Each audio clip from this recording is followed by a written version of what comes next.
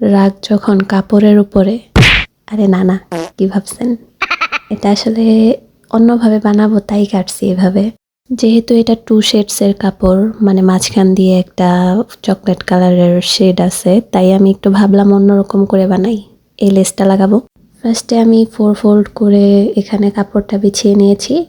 প্রথমে তো আমি মাপ করে হাতার কাপড়টা কেটে নিব।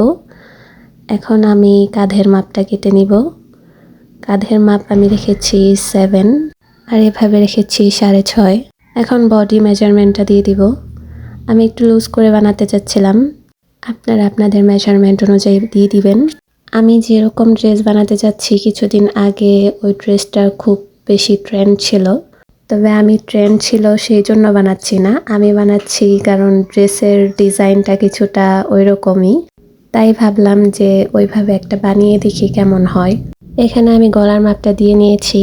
আমি গলার ডিজাইনটা আগেই দিয়ে দিয়েছি, যারা দেখেননি তারা দেখে আসবেন। আমি নিচেও একটু লুজ রেখেছি। এখন এটাকে সুন্দর করে শেপ দিয়ে তারপর আমরা কেটে নিব। এখানে প্রায় 3.5 গজের মতো কাপড় ছিল।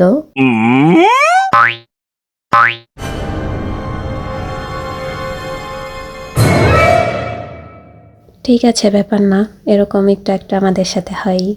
তো আমি যেটা বলছিলাম, এখানে আসলে 3.5 গজের মতো কাপড় ছিল, এটা দিয়ে আমি ফ্রক বানাতে চেয়েছিলাম, কিন্তু পরে মনে হলো যে ডিজাইনটা একটু অন্যরকম, তাহলে অন্যভাবে বানিয়ে দেখি কেমন হয়। এখন আমি হাতার কাপড়টা কেটে নিব। আমি হাতাটা ফুল স্লিভ রাখবো আর নিচে দিয়ে একটু লুজ রাখবো, তো আমি সেভাবেই দাগ দিয়ে নিচ্ছি। এখানে হাতার কাপড়টা একটু শর্ট পড়েছিল, কারণ ডিজাইনটার কারণে আমি মিল করতে পারছিলাম না, তাই এখানে আমি একটু জোড়া দিব নিচে। জামার ফুল লুকটা দেখতে অবশ্যই একটি ফলো দিয়ে যাবেন। আল্লাহ হাফেজ।